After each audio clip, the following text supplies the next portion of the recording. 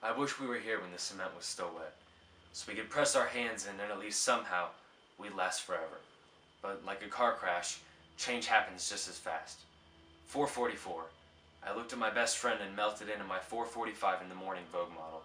That's the closest I'd ever felt to actually living, and finishing had never been my strong suit.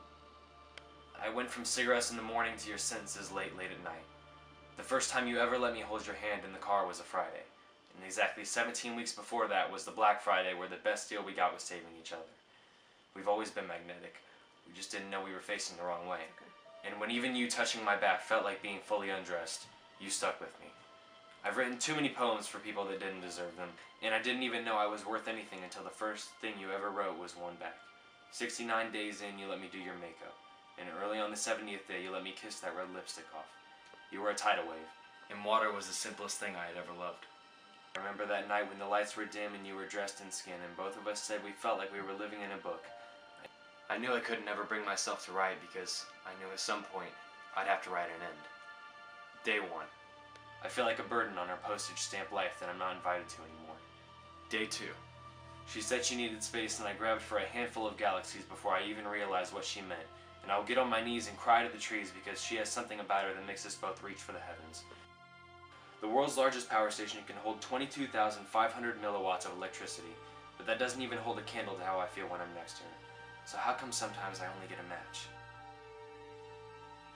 Somewhere between days 21 and 28, she stopped saying I love you too. I don't expect her to build me up from my own chemical imbalance valley of ashes, but to ask me why I ever let anything intoxicate me beside her in poetry. She is a hurricane.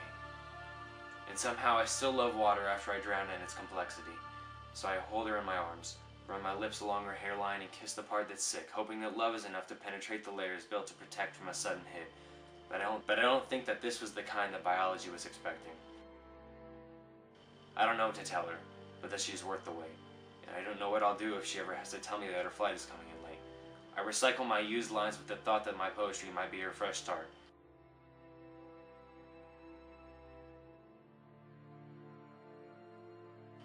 I wish we were here when the cement was still wet. There are so many cracks that I can never fill in, that some people are worth tripping for.